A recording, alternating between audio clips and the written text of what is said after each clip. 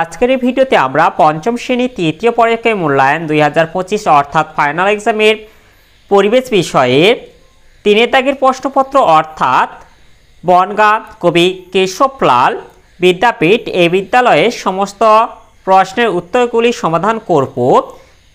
প্রশ্নপত্র সমাধান করার আগে বলে দিই, আমার পরবর্তী ভিডিওগুলি বানাতে অনুপ্রাণিত করার জন্য চ্যানেলটিকে সাবস্ক্রাইব করে বেল আইকনটি অল করে দেবে এবং এই ভিডিওটিকে লাইক কমেন্ট ও শেয়ার করে দেবে।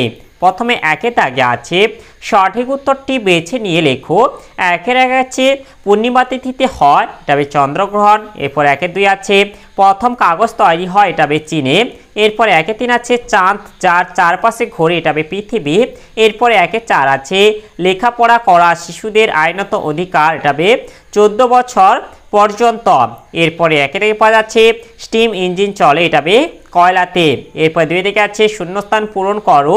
দুই দিকের এক আছে তালপাতায় লেখা বইগুলিকে এটা হবে পুঁথি বলে। এরপরে দুই দিকে দুই এটা হবে সূর্য হলো সকল শক্তির উৎসব। এরপরে দুই দিকে তিন আছে সেফ ড্রাইভ সেফ লাইফ হবে। এরপরে দুই দিকে চার আছে পরিবেশ বান্ধব একটি যান, এটা হবে সাইকেল।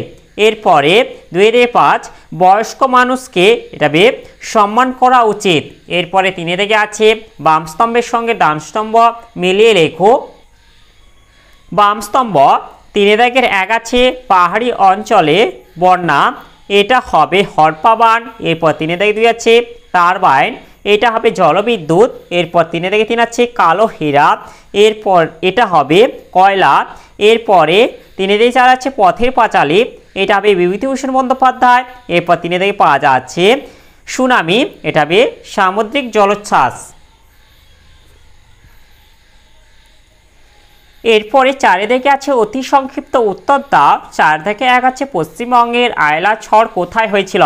এর উত্তরটি হবে 2009 সালের 25শে মে পশ্চিমবঙ্গের বঙ্গোপসাগরীয় উপকূল থেকে যে বিধ্বংসী ঝড়ের উৎপত্তি ঘটেছিল সেটি আয়লা নামে পরিচিত, অর্থাৎ হচ্ছে এটা হবে পশ্চিমবঙ্গের বঙ্গোপসাগরীয় উপকূলে। এরপরে 4 থেকে 2 আছে পানসি কি?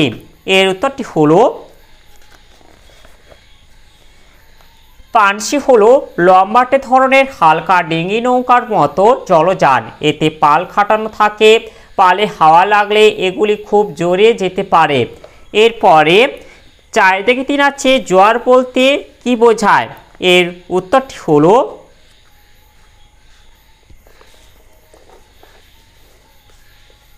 বিশালাকার পৃথিবীর প্রায় 3 ভাগ জল এবং মাত্র 1 ভাগ স্থল।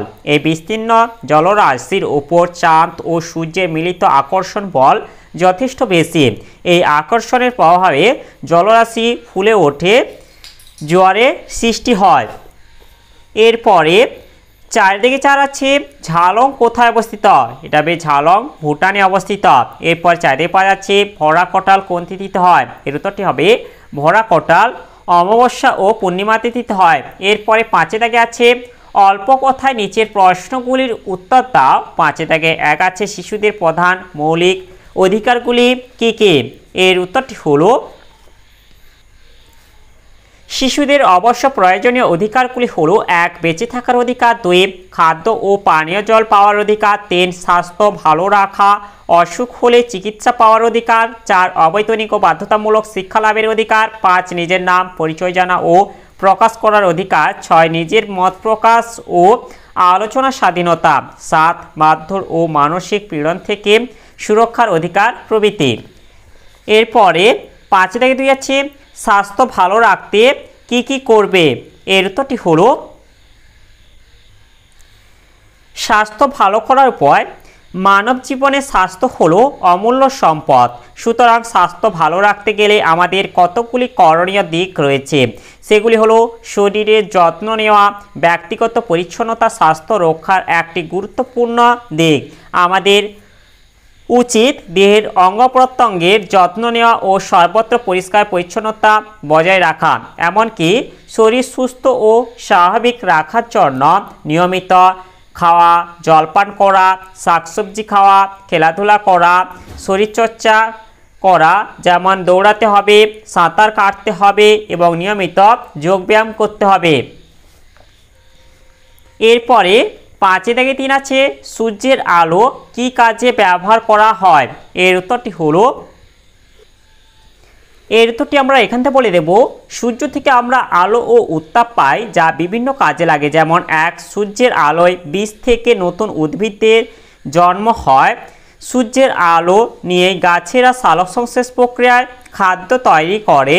2, সূর্যের আলোয় জন্মানো উদ্ভিদ মাটির নিচে চাপা পড়ে কয়লা তৈরি হয়, সেই কয়লা পুড়িয়ে তাপবিদ্যুৎ হয়। 3, সূর্য শক্তিকে কাজে লাগিয়ে বিদ্যুৎ তৈরি হয়। 4, সূর্য শক্তি দিয়ে আমরা আলো জ্বালাই, গাড়ি চালাই। এরপরে 5 থেকে 4 আছে কয়েকটি জলযানের নাম লেখো। কয়েকটি জলযানের নাম হলো নৌকা, জাহাজ, পানসি, স্টিমার ইত্যাদি। এরপরে 5 থেকে 5 আছে রাস্তায় চলার সময় কি কি সতর্কতা অবলম্বন করবে? এর উত্তরটি হলো, এর উত্তরটি আমরা এখান থেকে বলে দেব। 1 হচ্ছে গাড়িতে বসার সময় সিট বেল্ট ব্যবহার করব। 2, বাবা মা বা বড় কারোর সঙ্গে মোটর বাইকে চাপলে নিজে হেলমেট পরব এবং অন্যকেও হেলমেট পরতে বলবো। এরপর 3, সিগন্যাল দেখে রাস্তা পার হব। 4, জেব্রা ক্রসিং বরাবর রাস্তা পার হব। 5, রাস্তা পারাপারের জন্য ফুটব্রিজ বা সাবওয়ে থাকলে তা ব্যবহার করব। 6, রেলওয়ে ক্রসিং পার হওয়ার সময় সিগন্যাল দেখে পার হব।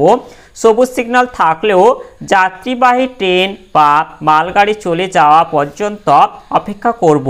7, বাসে চললে নির্দিষ্ট স্টপেজে ওঠা নামা করব। 8, রাস্তার পাশে ফুটপাত দিয়ে হাঁটব। 9, ফুটপাতহীন রাস্তার বাঁ দিক দিয়ে হাঁটব। 10, রাস্তায় সতর্ক থাকব। এরপরে 6 থেকে আছে নিচের প্রশ্নগুলির উত্তর দাও যে কোনো 4টি। 6 থেকে 1 আছে প্রাচীনকালে মানুষ কিভাবে চলাফেরা করতেন? এর উত্তরটি হলো, এর উত্তরটি আমি বলে দিচ্ছি, তোমরা এটা লিখে নাও। আগেকার দিনে মানুষ 2টি যানবাহনে চলাচল করত, যেমন হচ্ছে গরু গাড়ি এবং পালকি। আগেকার দিনে ঘোড়া গাড়িতে বা পালকিতে যাওয়ার খরচ ছিল বেশি, তাই সাধারণ মানুষ হেঁটেই যেতেন। তবে দূরে যেতে হলে মালপত্র, বয়স্ক এবং শিশুরা গরুর গাড়িতে যেত। এছাড়াও আগেকার দিনে স্থলভাগের চারিদিকেই ছিল বন, তাই রাস্তাগুলিও ছিল বনের মধ্যে দিয়ে। এই রাস্তায় ছিল বন্যজন্তু ও চোর ডাকাতের আক্রমণের ভয়। এই ভয়ে নদীপথে তেমন ছিল না বলেই নদীপথ ছিল নিরাপদ, তাই আগেকার দিনে মানুষ নদীপথেও যাতায়াত করত। এরপরে 6 থেকে 2 আছে তোমার এলাকায় কি কি যানবাহন আছে? এটি তোমাদের সাধারণ এলাকায়, তোমাদের যেখানে বসবাস করো সেখানকার যানবাহনের কথাগুলো লিখে দেবে। এরপরে 6 থেকে 3 আছে আবহাওয়ার খবর কিভাবে পাওয়া যায়? এর উত্তরটি হলো, আবহাওয়ার পূর্বাভাস টেলিভিশন, খবরের কাগজ, রেডিও, ইন্টারনেট প্রভৃতি থেকে জানা যায়।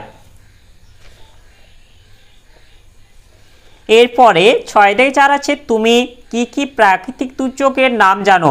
এর উত্তরটি হলো, আমি ভূমিকম্প, বন্যা, সুনামি, ঘূর্ণিঝড়, হরপাবান প্রভৃতি প্রাকৃতিক দুর্যোগের নাম জানি।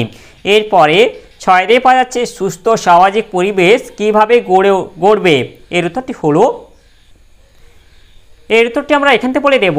সুস্থ সামাজিক পরিবেশ গড়ে তোলার জন্য 1, মানুষকে শিক্ষিত হয়ে উঠতে হবে। 2, শিক্ষিত মানুষ পরিবেশের প্রতি যত্নশীল হয়ে উঠবে, যেমন গাছ লাগাবেন এবং গাছের প্রতি যত্ন নেবেন এবং সর্বোপরি বিপন্ন পশু পাখি ও পতঙ্গদের কথা ভাববেন। 3, চারপাশের জল এবং অন্যান্য প্রাকৃতিক সম্পদ নষ্ট করবেন না।